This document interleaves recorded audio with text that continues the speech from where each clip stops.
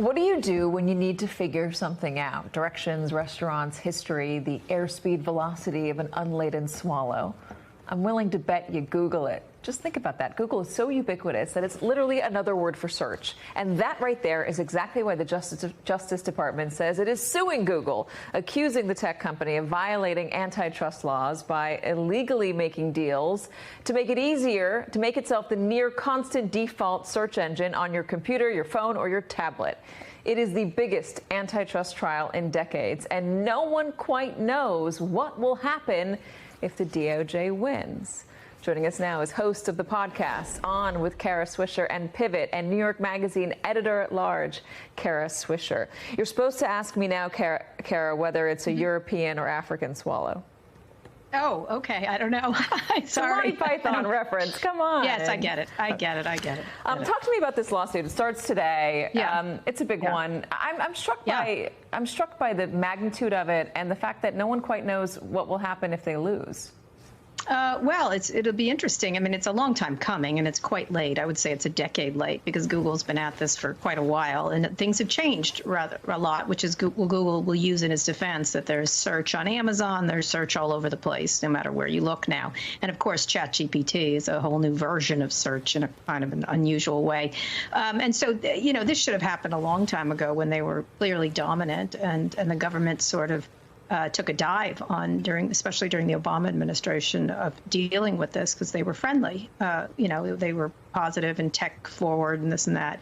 And so I don't know. It's a bench trial. So the judge will be deciding this, very similar to the Microsoft trial with Thomas Penfield Jackson, if you remember, where he called them a predatory monopoly and then they didn't get broken up.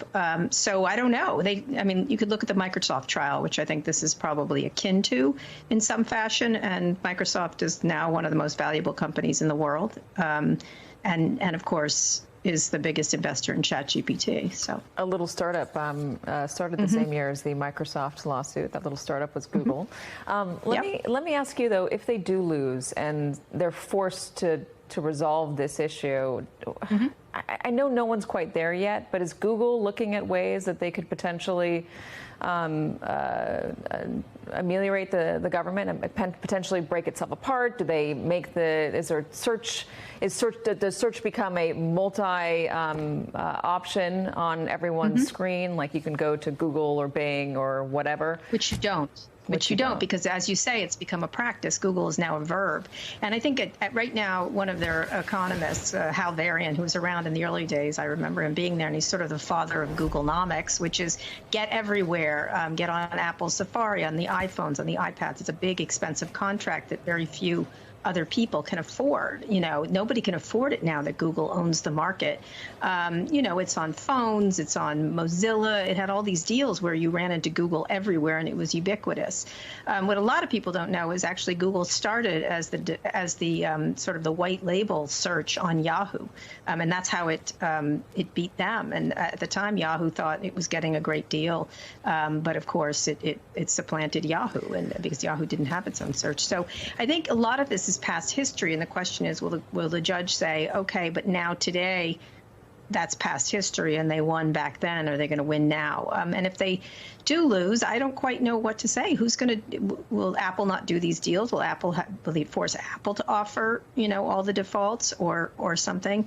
I don't know, because I think people are used to using Google.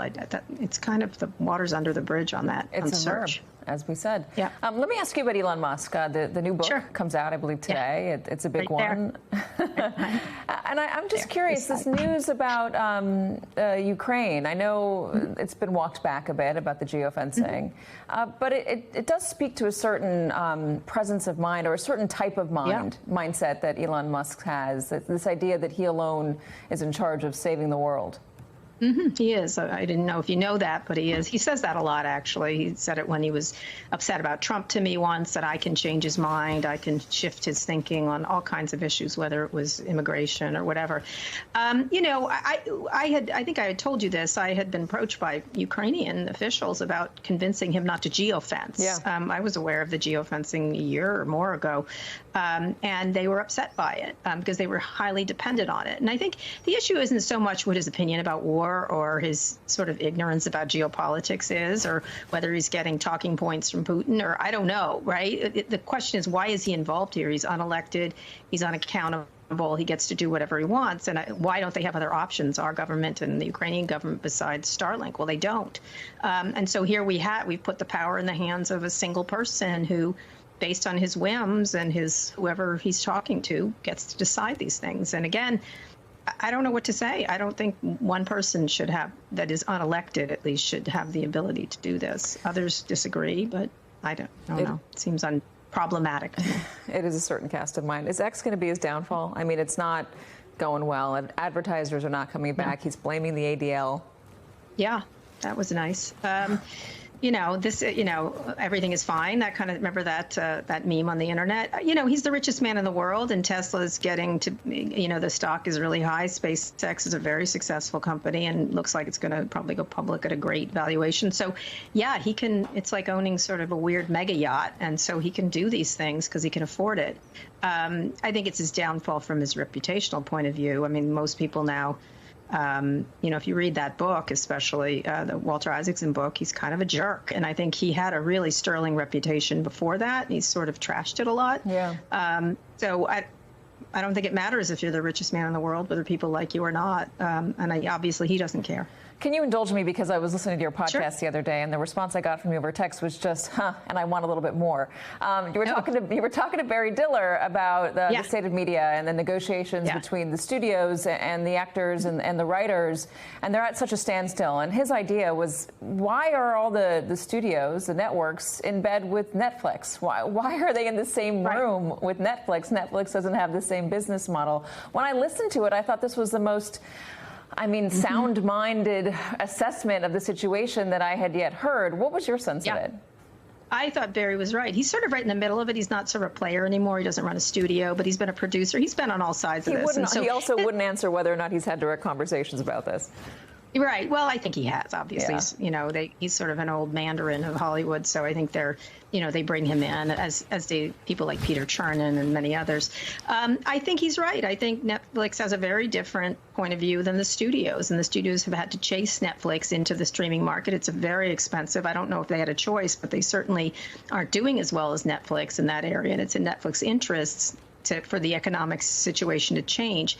I think Barry's point is these studios and writers and actors have been in business for 100 years, and even if they argue, it's been a lucrative business, and now the economics have been knocked out of it in a new and different way. And so it's not just Netflix. The tech companies and Netflix have very different interests and agendas than the major studios, who are really, when Bob Iger, who runs Disney, said the situation is unrealistic and everyone lost their minds over a very simple word, he's probably right from a financial point of view. They're really, look how much billions and billions of dollars they're losing.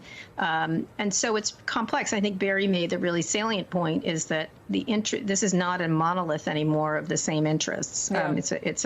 It's confusing, and this is not bad for Netflix right now. Eventually it will be, but it's just you're in rooms with people who have different agendas, and you know how that goes.